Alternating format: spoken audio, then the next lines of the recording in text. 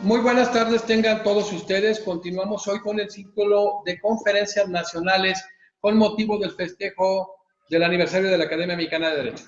Y hoy un miembro muy destacado del capítulo Baja California Sur, un excelente jurista, el doctor Rodrigo Serrano Castro, nos acompaña en este gran festejo que se ha hecho a nivel internacional. Muchísimas gracias, doctor Rodrigo Serrano Castro, por estar en este gran festejo de la Academia Mexicana de Derecho. Buenas tardes, doctor. Al contrario, para mí es un honor realmente esta invitación que nos hace la Academia Mexicana de Derecho, Juan Velázquez, Asociación Civil, y en lo personal agradecerle al doctor José Jesús Naveja Macías esta invitación y felicitarlos por este aniversario que cumple la Academia y que vienen haciendo una gran labor de difusión del conocimiento jurídico. Yo diría sin precedente, porque en realidad pues hemos venido viendo en la página de la Academia a los mejores exponentes del conocimiento jurídico en México y a nivel latinoamericano, incluso a nivel europeo. De suerte que les felicito y para mí es un verdadero honor poder compartir esta conversación con ustedes y este tema del día de hoy. Quiero decirles que aparte de que el magistrado es un hombre sumamente estudioso, es un tema muy interesante que andábamos buscando quien lo manejara con pericia, como lo hace el magistrado, lo van a ver en un momento más. El magistrado, el doctor Rodrigo Serrano Castro, es doctor en Derecho por la Universidad Nacional Autónoma de México. Es profesor investigador por la Universidad Autónoma de Baja California Sur, con reconocimiento PRODEP. Miembro del Sistema Nacional de Investigadores, que ha sido ampliamente reconocido su trabajo, o sea, un gran académico, un gran funcionario público, un gran docente, entonces es un manejo bien interesante, ahorita lo van a ver en relación a un tema poco tocado, poco abordado y de verdad en Europa tiene un gran desarrollo, pero en México está un poco estacionado y él es uno de los grandes impulsores en este tema. Especialista en Derecho Marítimo y Ambiental, actualmente es magistrado de la Primera Sala Civil del Tribunal Superior de Justicia de Baja California Sur. Y hoy el magistrado Rodrigo Serrano Castro abordará el tema Derecho del Mar, los espacios marinos de jurisdicción nacional y su aprovechamiento. Entonces, es un gran tema y por ello iniciaremos con la primera pregunta. ¿Cómo nace este proceso de especialización en temas jurídicos del mar, doctor Rodrigo Serrano Castro? Sí, doctor, muchas gracias. Fíjense que en realidad la pregunta es muy interesante porque nos remonta a nuestros años universitarios en la Facultad de Derecho de la UNAM y posteriormente en el posgrado. En realidad, pues somos oriundos de una entidad federativa, como usted sabe, Baja California Sur, que prácticamente somos una isla, bueno, le llamamos península, Baja California, que contempla pues las entidades federativas de Baja California y Baja California Sur. Y desde muy niños, doctor, estuvimos en contacto con el mar. En realidad el mar, los espacios marinos han representado en la historia de la humanidad pues un elemento importantísimo para el desarrollo de las civilizaciones. Si bien es cierto, pues son las 3/4 partes del planeta, lo representan los océanos. Adicionalmente, pues las sociedades, las organizaciones, los países necesariamente vieron al mar, sobre todo cuando se fueron consolidando, doctor, las naciones, cuando la geopolítica que hoy conocemos como tal, las naciones que surgieron y se fueron acomodando territorialmente hablando, digamos, sobre todo en Europa, pues el siguiente paso era ver qué seguía y lo que las sociedades y los gobiernos y las personas tuvieron enfrente fue el mar y cómo, digamos, lograr la forma de primero conquistarlo, después navegarlo y posteriormente cómo aprovecharlo racionalmente, los espacios oceánicos, el mar, y desde luego, pues, representó una lucha muy importante de búsqueda también de afirmación territorial sobre los mares. Hay una anécdota muy curioso que siempre platicamos en nuestras clases de marítimo, que es cuando todavía en los siglos XIII y XIV no se tenía una concepción clara. Bueno, se vendría después a generar hasta muchísimos siglos después un concepto claro de lo que tendría que ser un mar adyacente al territorio del país donde se ejerciera soberanía. Entonces, en aquel momento se le ocurre a uno de los consejeros del rey decirle que, pues para poder determinar el espacio en el cual pudieran ejercer soberanía, le recomendó al rey lanzar una bala de un cañón, y hasta donde llegara la bala, ahí se iba en el mar, ahí se iba a determinar el ejercicio soberano de esa nación. Es una anécdota que lo platicamos continuamente para ver desde dónde viene este asunto la necesidad de tener un dominio sobre nuestros espacios territoriales marinos. Hay que decir que los primeros navegantes fueron los fenicios en esta área del Mediterráneo oriental, y los fenicios tuvieron un dominio muy importante político, económico y social en los siglos 12 y 13 antes de Cristo, gracias precisamente al desarrollo que tuvieron de la navegación en toda esta área, digamos, que comprende parte de África, la parte norte de África, Asia, y desde luego la conexión con el Mediterráneo, lo que ahora también se conoce como Chipre, la isla de Chipre. Entonces los fenicios tienen el antecedente de haber sido de los primeros navegantes en la historia de la humanidad. Después vendría, desde luego, una serie de luchas por tratar de ir definiendo legalmente las características de los espacios marinos. Entonces, ante ese escenario, doctor, en nuestra tesis de licenciatura, nosotros escribimos sobre el Golfo de California y la tercera conferencia de las Naciones Unidas sobre el Derecho del Mar, que fue suscrita en 1982. Y ya en la tesis de posgrado también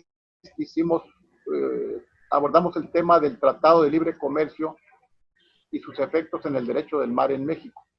De tal suerte, pues, que el mar, que representa mucho para la humanidad en términos de que las rutas de navegación abrieron también las rutas del progreso y de la civilización.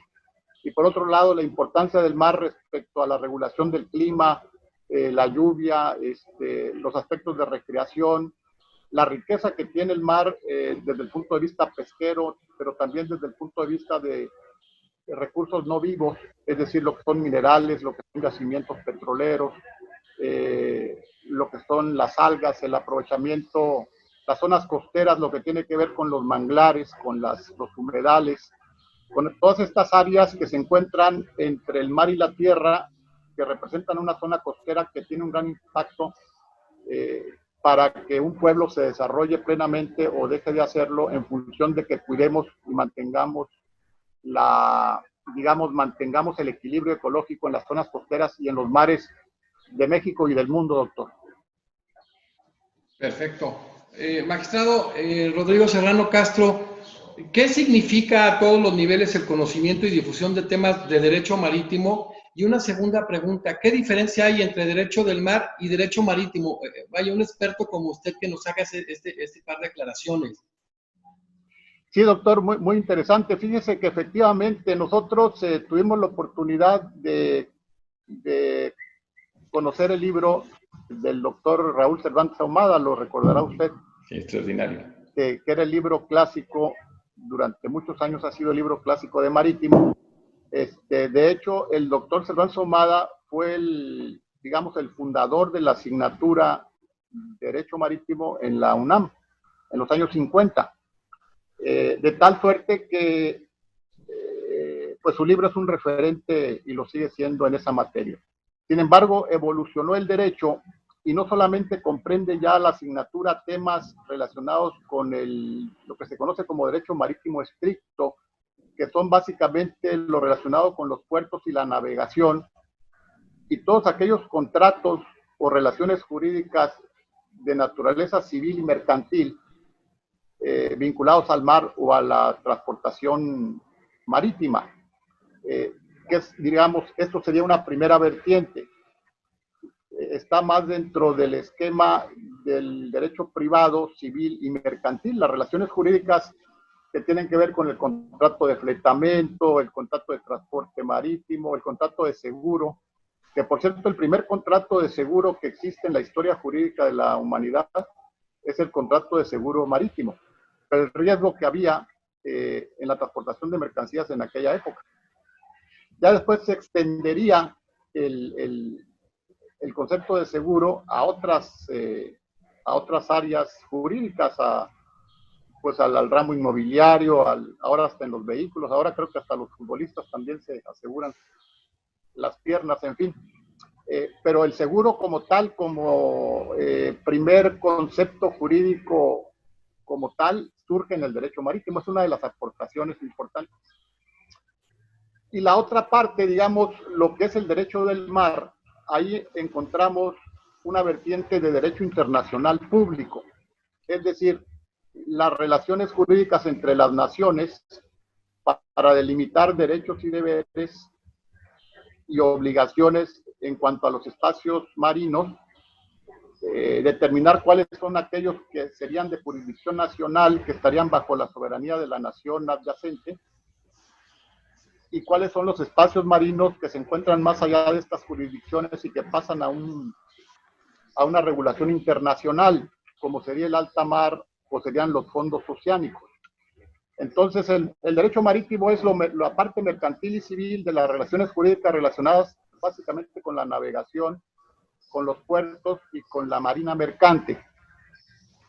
En cambio, el derecho del mar se vincula a una vertiente de derecho internacional público de relaciones jurídicas entre naciones.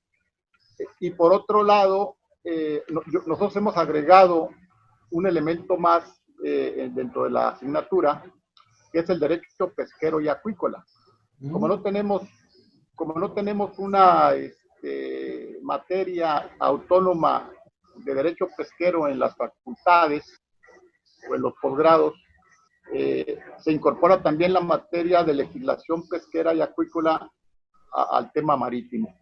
Entonces son tres vertientes las que contempla este tema, el derecho marítimo en sentido estricto, más vinculado con lo mercantil y civil, navegación, el derecho del mar vinculado a las relaciones jurídicas internacionales entre estados para delimitar espacios de jurisdicción nacional y los que están más allá de la jurisdicción nacional o internacionales, y la parte de la explotación de los recursos pesqueros mediante una legislación especializada que se ha venido dando en México y en el mundo, que es la legislación pesquera y acuícola. Entonces, pues muy interesante efectivamente el tema y sobre todo, como usted dice, tenemos pocos especialistas en el país sobre este rubro de cómo podemos aprovechar mejor nuestros mares de la mejor manera, y un estudio permanente de la legislación aplicable, que desde luego es una legislación nacional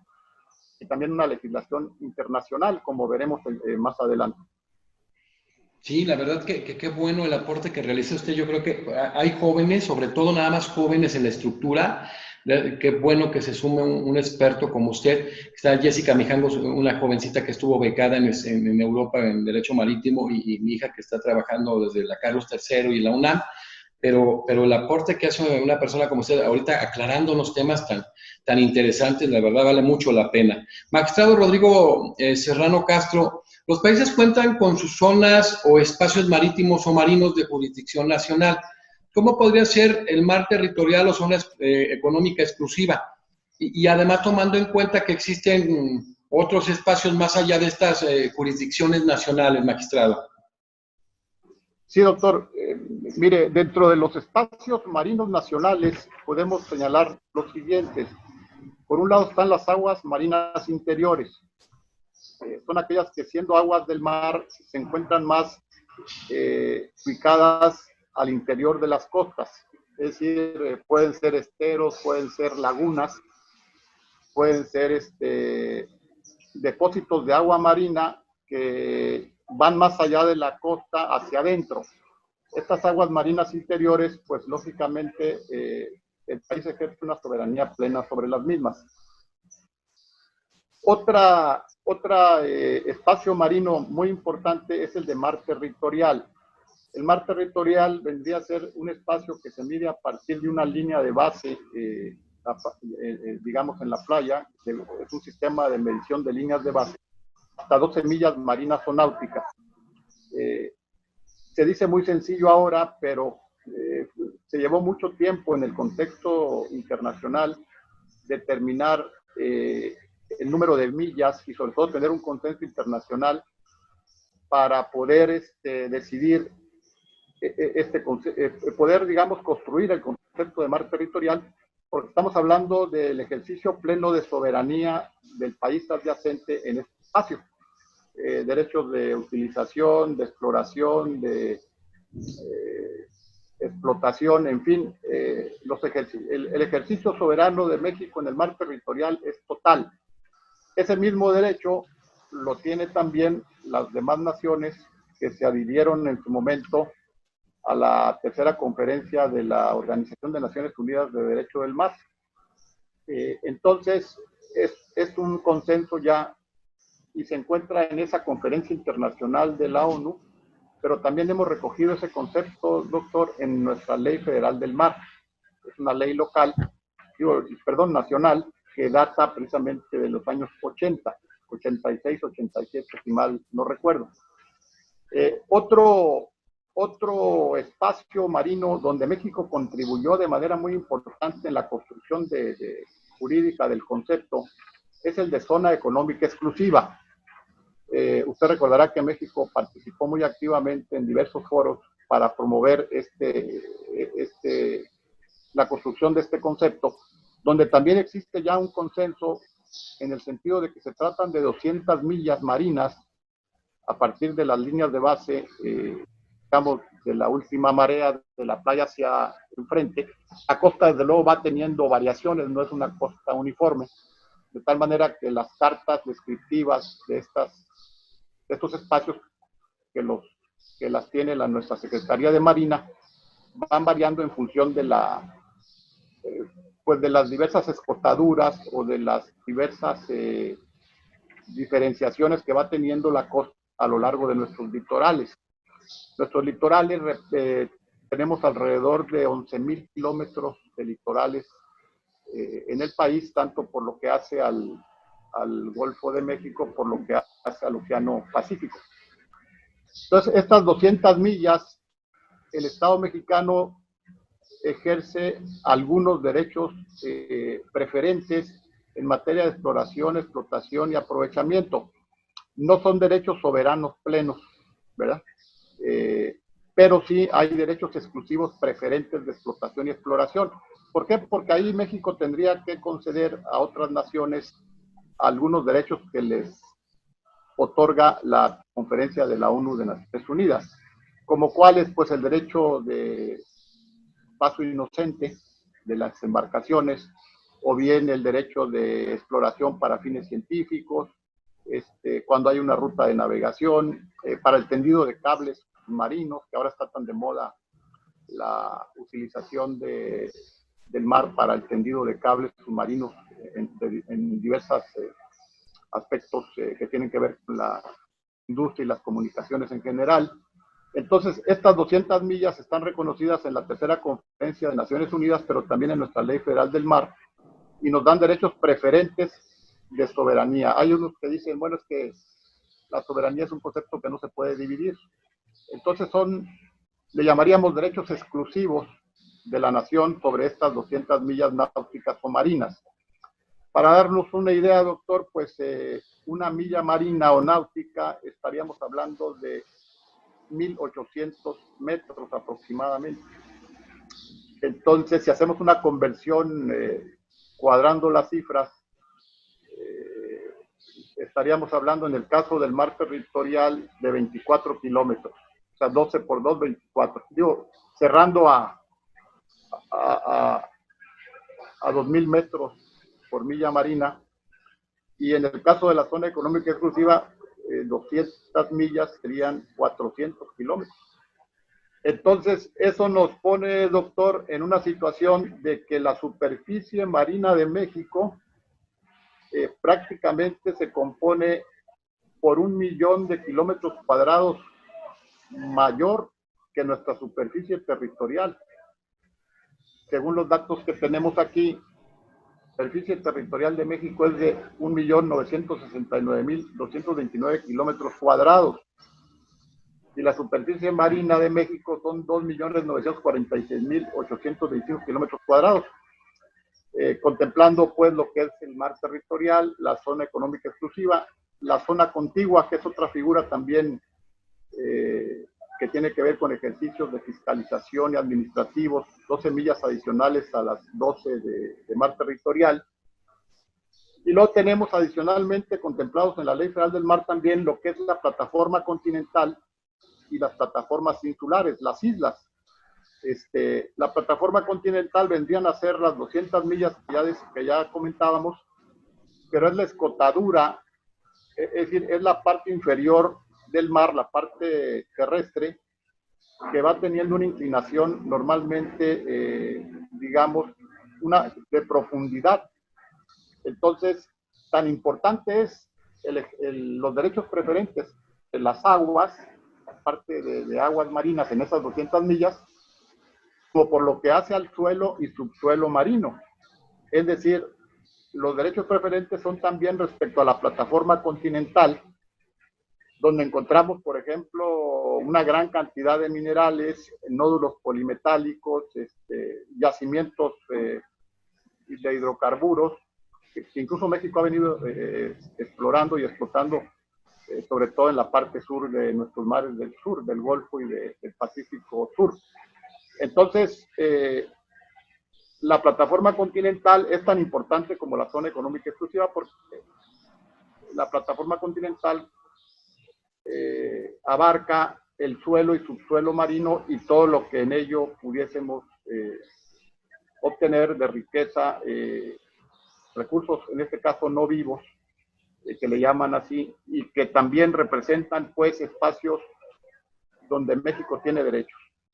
De tal suerte que pues realmente, doctor, debemos de cuidar nuestros mares, debemos aprovecharlos mejor y debemos sobre todo hacer conciencia de la necesidad de que en la medida en que tengamos una relación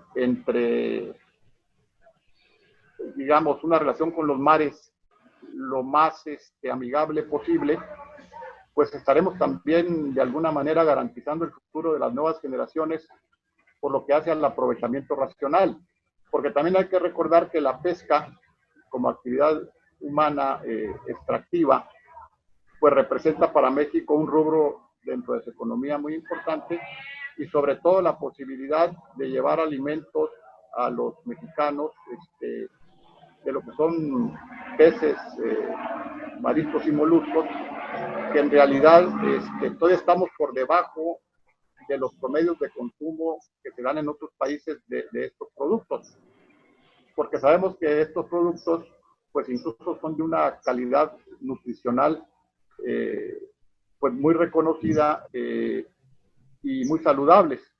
Pero todavía hay poco consumo de peces, mariscos y moluscos en México, quizá por una falta de pues, necesidad de una difusión cultural más amplia o diversificación de los productos del mar que consumimos. Por decir algo, en el caso de España, en España se tiene un consumo per cápita promedio de 13 a 15 kilogramos al año por persona. En México el promedio de consumo de peces y mariscos está entre 7 y 8 kilos al año. Entonces, ¿cómo se logra esto? Bueno, a través de programas de pesca de fomento y a través de una difusión del conocimiento para que podamos consumir mayores productos del mar, pero que no sean siempre los mismos productos del mar tradicionales, porque precisamente eso también nos ha llevado al consumo de peces y mariscos que no se ha diversificado como debiera y nos coloca en situación a veces de riesgo. No ha habido sobreexplotación de determinados productos. En el contexto internacional tenemos un dato que, por ejemplo, de la pesca mundial, el 50% de productos del mar se encuentran explotados de manera moderada. El 35% se encuentran explotados de manera no moderada. Hay una sobreexplotación sobre todo por regiones del 10%, y en estado de eventual agotamiento de determinados productos del mar de un 5%. Entonces, pues aquí es donde realmente se tiene que hacer una diversificación de las especies, y ahí entra de manera muy importante la pesca de fomento, es decir, la pesca de fomento, aquella que Sí, impulsan claro. las autoridades gubernamentales a través de estímulos o permisos o concesiones en mejores circunstancias para que podamos tener captura de peces que, si bien es cierto, no son tan conocidos en el mercado como los tradicionales, ¿verdad? El camarón, la langosta, Claro. la mojarra, etcétera, el pulpo, pero que nos pueden dar el mismo valor nutricional y que sobre todo pues hay que cuidar la alimentación de todos los mexicanos, doctor.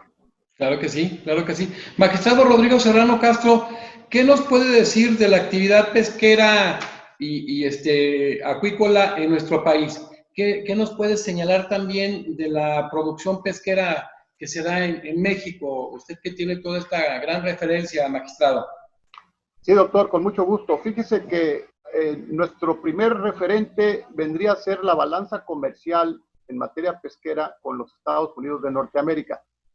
Déjeme decirle que estamos con una balanza comercial positiva respecto de los productos de exportación provenientes del mar, pero además no solamente del mar, también hay que hablar, cuando hablamos de este tema, de la acuacultura, que es precisamente la producción de algunas especies ya con la intervención humana, bajo el control en estanques o en depósitos o en lagunas. La acuacultura ha ido teniendo mucho éxito en los últimos años, como una actividad paralela a la pesca. Todavía, desde luego, no llega la acuacultura a tener una producción equiparable a la captura extractiva denominada pesca. Estamos, por ejemplo, ahorita entre el 80% vendría a ser pesca de captura y el 20% acuacultura, pero sí tiene un gran valor comercial ya en México. Recordemos que quien promovió primeramente la acuacultura fue el país de Chile, con el salmón. Hace 15, 20 años el salmón era un producto que no solamente no podíamos pagarlo, sino que además no existía en el mercado. A partir del desarrollo de la acuacultura del salmón en Chile, hace ya 15, 20 años, entró a los mercados de manera muy importante este producto del mar. Entonces México, en cuanto a su balanza comercial, exportaciones e importaciones con Estados Unidos, es favorable. Estamos hablando que es una cifra muy grosso modo, doctor, de 1.500 millones de dólares que se obtienen por venta de productos del mar en todas sus presentaciones de México a Estados Unidos. Y por el otro lado, respecto a lo que importamos, sobre todo pescados congelados pescados y mariscos congelados de Estados Unidos, estamos hablando de entre 670 y 680 millones de dólares. Es decir, la balanza comercial en este momento es favorable en ese sentido, que es un indicador en ese aspecto. Ahora bien, el promedio de producción pesquera en México también ha sido variable año por año, pero podemos decir muy grosso modo que tenemos una producción cercana o de las 2 millones de toneladas por año, digamos, promedio a nivel los últimos años, ¿no? Y lógicamente, pues México ha sido pionero en lo que viene siendo la sardina, en el camarón, en los túnidos, también en camarón, en mojarra, calamar, ostión, pulpo y tiburón. Tenemos realmente una buena calificación mundial en cuanto a la captura de estas especies. Y por lo que hace a la acuacultura, que es ya la intervención humana, las empresas que se dedican a poder generar las condiciones biológicas para que determinadas especies se reproduzcan en espacios controlados por el hombre. Tiene un gran potencial el abulón rojo. Sabemos que el abulón, por ejemplo, es un producto que ya en condiciones normales sufrió un agotamiento. Entonces, la acuacultura es una actividad que puede levantar esta producción de abulón. Acá, por cierto, en Baja California Sur tenemos muy buen abulón en la zona Pacífico Norte, la parte norte del estado, ya donde colinda con el estado norte de Baja California Norte. Tenemos una producción de abulón y langosta de alta calidad. De hecho, el porcentaje mayor es para exportación, este tipo de producción. También existen otros productos del mar que pudieran tener este impulso a través de la acuacultura, como es el pepino de mar. El pepino de mar tiene mucha demanda en Asia, y lo buscan mucho el pepino de mar. El océano, la almeja y la langosta de agua dulce también son especies que están teniendo éxito y que están contempladas dentro de aquellas que pueden ser impulsados su cultivo a través de la Carta Nacional Pesquera y la Carta Nacional Acuícola, que son instrumentos establecidos en ley para que cada año se actualicen estas cartas y nos permitan tener información de la evolución de las especies anualmente y cuál es su susceptibilidad de producción o de pesca en un momento dado por especie. De tal suerte que yo pienso que tenemos que seguir impulsando mucho la pesca. Tenemos la Ley General de Pesca y Acuacultura Sustentable que data del 2007. La gran aportación de esa reforma en 2007, doctor, fue que por primera vez la Federación, a través de esta ley, concede algunas facultades a las entidades federativas. Resulta que las entidades federativas pesqueras en México, es decir, los estados de la República que tienen mar, son 17. Pero todavía hasta el 2011, que se iniciaron, no teníamos leyes locales de pesca, es decir, todas las atribuciones las tenía concentradas el gobierno federal. Entonces, afortunadamente, a partir del 2007 se mandató la posibilidad de que las entidades federativas legislaran su ley local de pesca y con ello algunas atribuciones, todavía muy limitadas, porque los permisos para pesca comercial, pesca deportiva y otros los sigue concentrando la federación. Yo creo que también tenemos que impulsar mucho en la academia y en la investigación la necesidad de descentralizar más facultades a las entidades federativas de lo que ya se ha hecho. Si bien es cierto, se avanzó, prácticamente nos dejaron atribuciones en materia de inspección y vigilancia, por ejemplo. Pero en aspectos fundamentales de planeación y de organización y de autorización de permisos, los estados no tienen mucha injerencia legal. Sigue concentrando todo la federación a través de la SAGARPA, de esta Secretaría de Estado, y de la CONAPESCA, que es la Comisión Nacional de Pesca. Entonces, es un tema también muy amplio, que realmente es importante reflexionar, y pues que hay que darle seguimiento a la legislación aplicable en esta materia, doctor. Sí, vale la pena que generar alguna propuesta desde la academia que usted encabece, pues para ver este tema de las funciones, ¿no? Porque lo importante es generar la operatividad y como dice usted, sí se avanzó, pero fue un mínimo el avance y hay que ir hacia consolidar este tema que hoy en día nos aclara usted con mucha precisión. Y quiero cerrar con parte del trabajo bibliográfico que usted ha venido realizando, que sea desde la misma universidad, en el posgrado, ha sido un hombre muy estudioso del tema, lo ha cultivado a la fecha y a tal nivel, pues, que se genera o debe de generarse una mesa de análisis muy profundo con relación a estas funciones. Usted tiene un libro denominado El Derecho Constitucional Marítimo y Pesquero Español. ¿Qué nos puede referenciar en relación a esta obra, magistrado Rodrigo Serrano Castro? Sí, doctor. Mire, realmente esta obra se derivó de una investigación de derecho comparado pesquero y marítimo desde el nivel constitucional España-México. Como usted bien lo comentaba en algún momento, España ha tenido un desarrollo muy importante naviero, de marina mercante, pero también a nivel pesquero.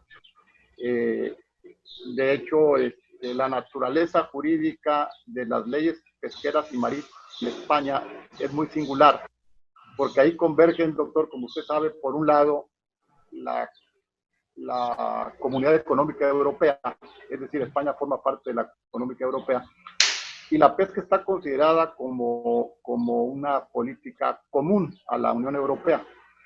Y por otro lado, tenemos la regulación jurídica de las comunidades autónomas, es decir, estos regímenes jurídicos por comunidad autónoma en España, que también le dan otra variable interesante al sistema jurídico en general español. Entonces, esto nos llevó a tener una estancia de investigación en Valencia, la Universidad de Valencia, y hacer un análisis de la legislación española en relación con la legislación mexicana.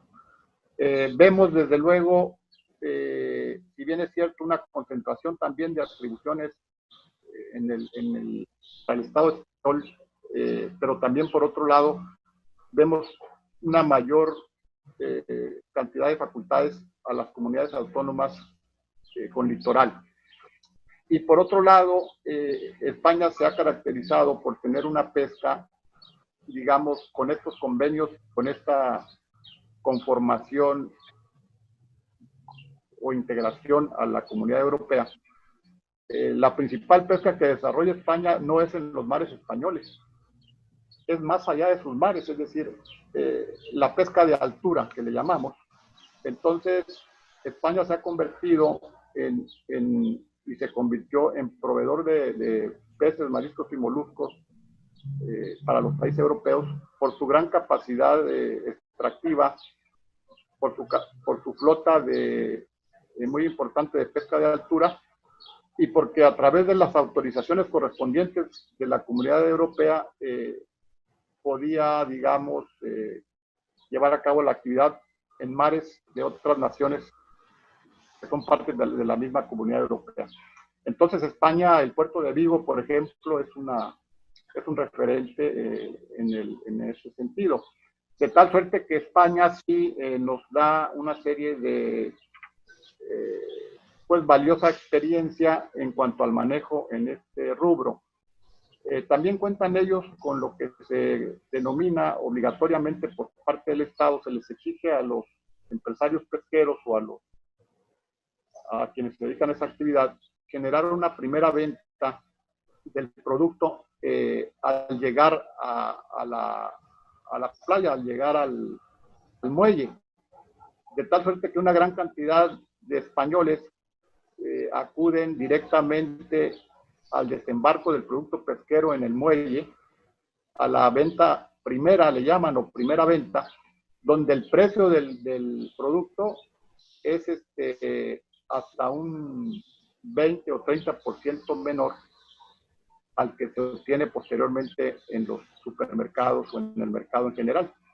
Entonces, ¿qué sucede? Que el trato comercial vinculado a la colocación de los productos del mar, en general al consumidor final, en nuestro país desafortunadamente tenemos un aparato comercial muy pesado, le llaman mucho intermediarismo, entre la llegada del marisco o producto al muelle o al desembarco y la llegada del producto al mercado. Entonces, teniendo los litorales que tenemos como nación, sentimos que los precios de los productos del mar son muy altos en México por el intermediarismo y por la cadena comercial que se da entre lo que llega el producto y se coloca en el mercado, ¿no? Que claro, finalmente también el elemento del servicio comercial pues es importante, pero yo creo que ese estudio nos determinó también la necesidad de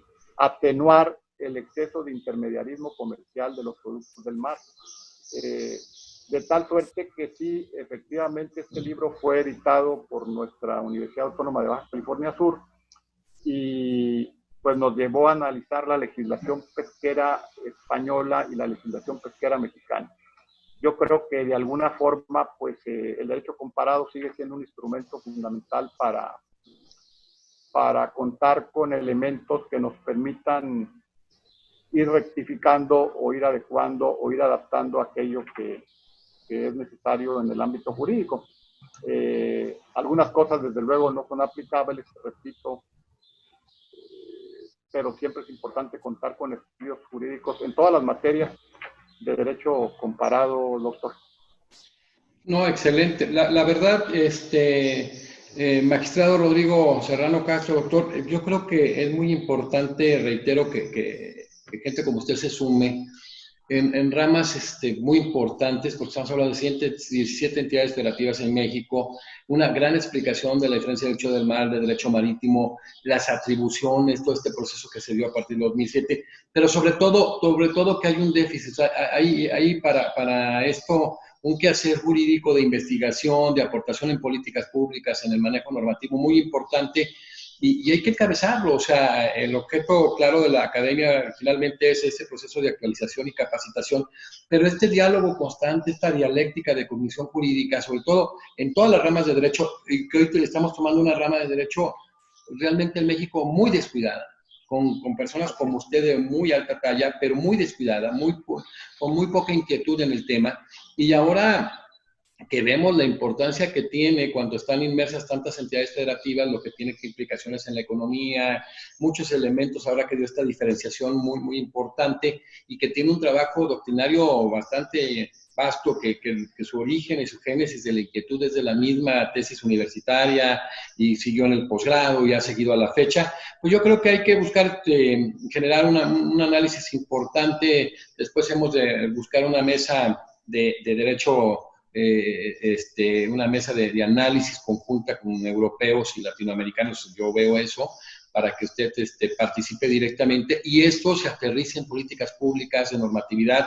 Es el momento de incidir en este tema. Yo creo que lo más fácil de todo el mundo es hacer la crítica al sistema, todo lo que se está dando, pero desde la sociedad civil, desde academias, desde asociaciones civiles de esta naturaleza, con gente que lo único que pretende es con el nivel de expertise en cada una de las áreas, poder aportar para consolidar un Estado de Derecho, vale la pena.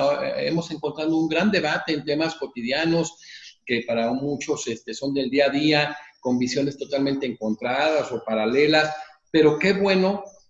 Iniciamos con ello y reitero, hay jovencitas muy talentosas que han trabajado en el tema, pero hoy una persona con un bagaje, con una formación de mucho tiempo, con una gran experiencia, con un gran compromiso como lo es usted, doctor Rodrigo Serrano Castro, nos alegra mucho desde la Academia Mexicana de Derecho y es un tema que le vamos a dar continuidad, que vamos a seguir trabajando de la mano con usted, porque reitero, o sea, esta construcción es fácil cuando ponderamos el equipo y así se ha hecho desde la Academia. Entonces, pues bienvenido a la Academia Mexicana de Derecho, es un activo humano maravilloso, querido doctor, en un tema que debe ser de verdad en conciencia muy bien tratado, muy bien manejado desde la Academia, que todos los miembros, independientemente de su perfil, deben entender la profundidad. Ahora con esta conversación tan interesante, con esta disertación tan clara, tan precisa y tan brillante, empezamos a encontrar diferencias que a lo mejor de inicio no las notábamos con un gran experto como es el doctor Rodrigo Serrano Castro. Querido doctor, pues muchísimas gracias por estar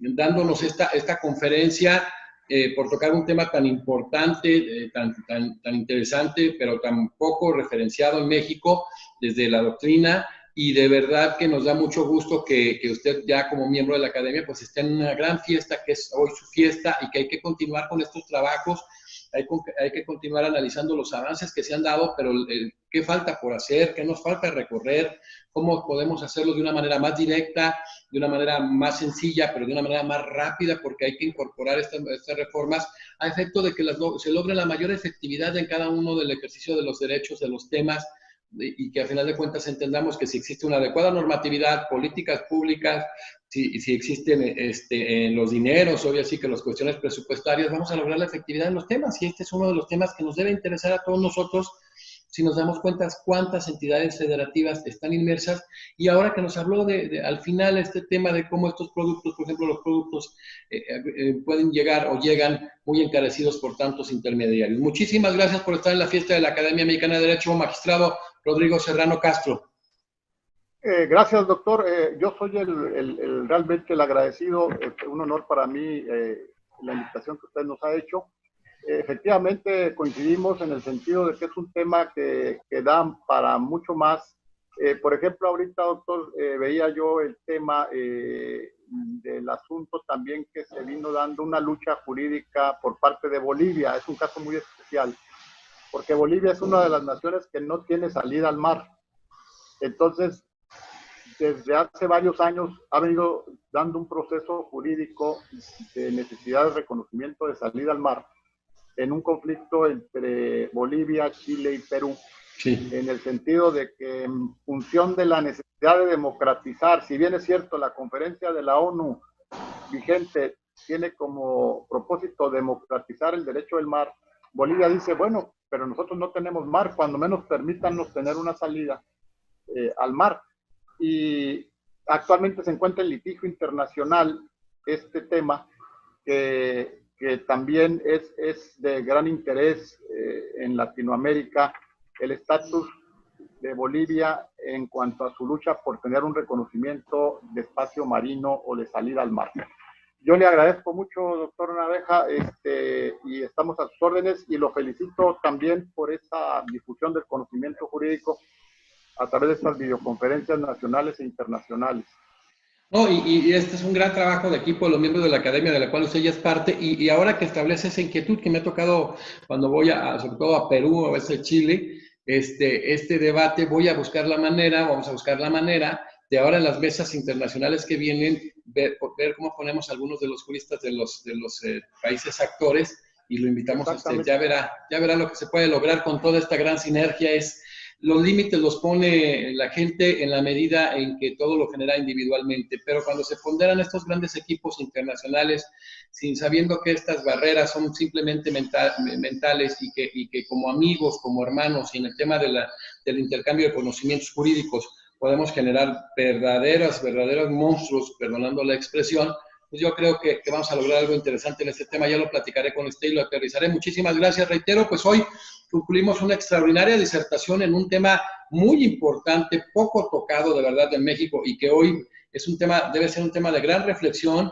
Vamos a ver con el mismo magistrado, independientemente de la mesa que vamos a buscar hacer, para que haya alguna capacitación en estos temas a mucha gente que está interesada. Había jóvenes, por ejemplo, Jessica Mijangos, que estuvo becada en España, que a veces se inquietaba porque le faltaba este espacio, y ahora que está integrado el magistrado Rodrigo Serrano Castro, pues debe estar feliz, como varios de los miembros, que independientemente de su área de expertise, tener un experto también en este tema nos va a llevar a conocer a profundidad un planteamiento muy importante. Y bueno, despedimos hoy al magistrado, al doctor Rodrigo Serrano Castro, magistrado del Tribunal Superior de Justicia de Baja California Sur, que abordó el tema derecho del mar, los espacios marinos de jurisdicción nacional y su aprovechamiento. Muchísimas gracias y nos vemos mañana en la siguiente conferencia.